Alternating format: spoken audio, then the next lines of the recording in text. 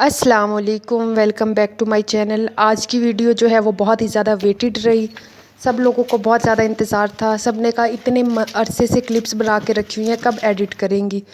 तो ये जितने भी क्लिप्स हैं ऑलमोस्ट रमज़ान के स्टार्ट के ही हैं। होता है जी मेरा हल्के घी वाला, क्योंकि ज़्यादा घी लगा लूँगी तो फिर मैं मोटी हो जाऊँगी, तो मैं पराठा हमेशा हल्के घी वाला यूज़ करती हूँ।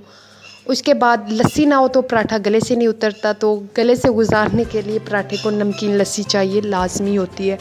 और बहुत सारे लोग कहते हैं हमें बहुत ज़्यादा रोज़े में प्यास लगी, तो मुझे कभी भी रोज़े में प्यास नहीं लगी, क्योंकि मैं लस्सी बहुत ज़्यादा पीती हूँ, तो मुझे हमेशा रोज़े में भूख ही लगती है।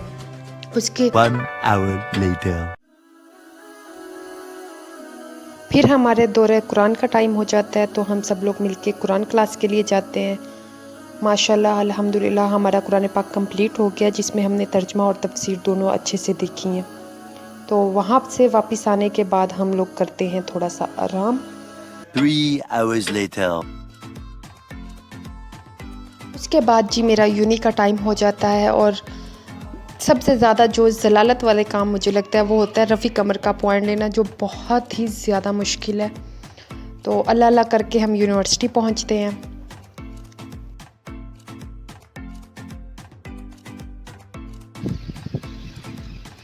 यूनी में जाके जो सबसे मुश्किल चीज़ लगती है वो होता है इतनी दूर पैदल चल के जाना, वो भी रोज़े की हालत में और इतनी शदीद गर्मी में। अल्लाह अल्लाह करके लैब पहुंचो तो वहाँ पर जाके पता चलता है जी लैब ही बंद है। तो ऐसा 2 बार हुआ है, और दोनों बार ही मेरे साथ ही हुआ है। बहुत सारे लोग पहले से ही वेट कर रहे थे, तो बाहर गर्मी में वेट करना पड़ा। तो मैंने कहा वेट करने की बजाय मैं दिखाती हूँ कि इसकी साइड्स पर क्या है। इसकी लेफ़्ट साइड पर है कामयाब जवान। आई थिंक पीएम ने लोन जो देने के लिए कहा है, शायद वहाँ से लोन वगैरह अप्रूव होते हैं, मुझे सही से पता नहीं है, लेकिन ये कोई स्कीम है कामयाब जवान की, तो वो है, उसका ऑफिस बना हुआ है। वापस आई तो हमारी लैब खुल चुकी थी, इसलिए मैंने राइट साइड अभी नहीं दिखाई, वो मैं बाद में दिखाऊंगी। तो लैब में ज़ाहिर है बिल्कुल खाली थी, सिर्फ हम 3-4 गर्ल्स ही थी, तो मैंने कहा लैब की भी वीडियो बना लूँ।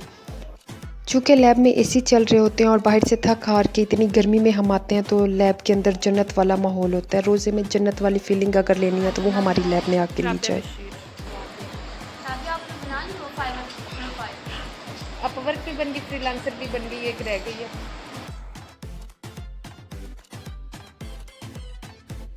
फारिग बैठने से बेहतर होता है कि बंदा थोड़ा इंजॉय कर ले, तो जब हमारे सर नहीं आए होते तो हम इंजॉय कर लेते हैं। ड्रामा देखा जा रहा है। चलो झूले लेके दिख।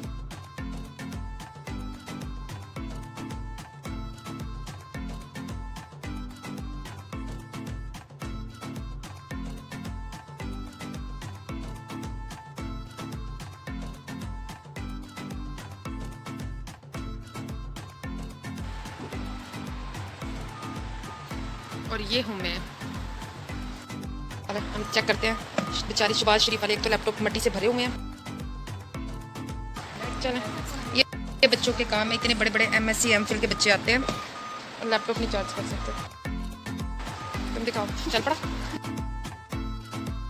चार्जिंग पर लगाने और बहुत देर ट्राई करने के बाद आखिरकार मेरा लैपटॉप 3 hours later. हाय,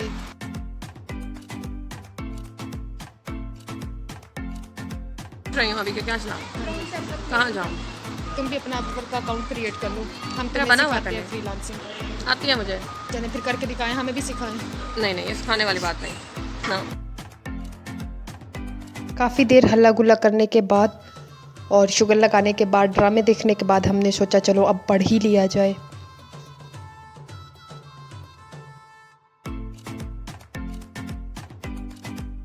तीन घंटे गुजारने के बाद अब हमारा क्लास का टाइम ख़त्म हो गया, तो मैंने कहा कि आपको राइट साइड दिखाने का कहा था।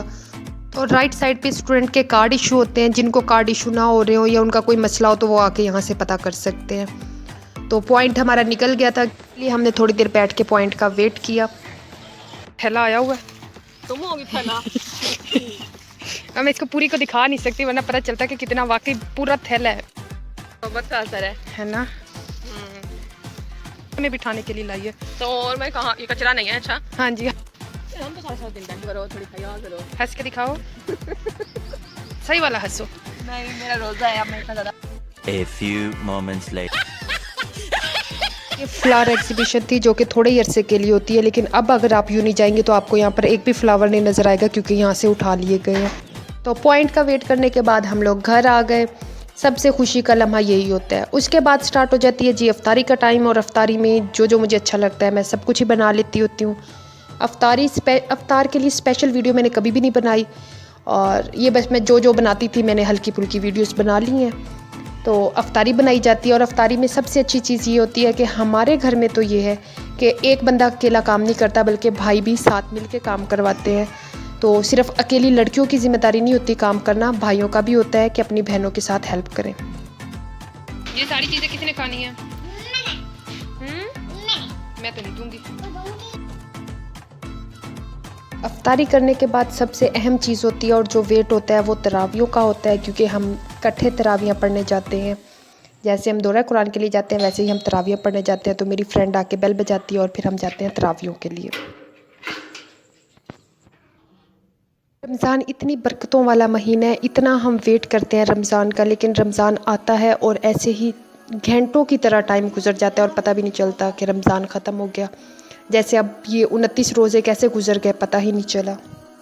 मिल के इबादत करने का अपना ही मज़ा है। अकेले में इंसान उस तरह इबादत नहीं कर सकता या उतनी नहीं कर सकता जितनी हम सब लोग मिल के करते हैं।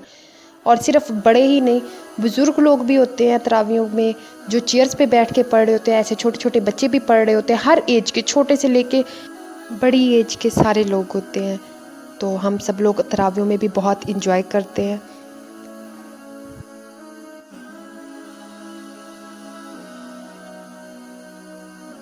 और देखते ही देखते कैसे रमज़ान गुजर गया पता ही नहीं चला। बस इस सारी रूटीन में एक चीज़ जो है वो आगे पीछे हो जाती थी, या कोई हमारी अफ्तारी करवा रहा होता था या मैं उनकी अफ्तारी करवा रही होती थी। तो हम तरावियाँ पढ़ के तकरीबन 11 बजे 11:30 बजे घर वापस आते हैं। और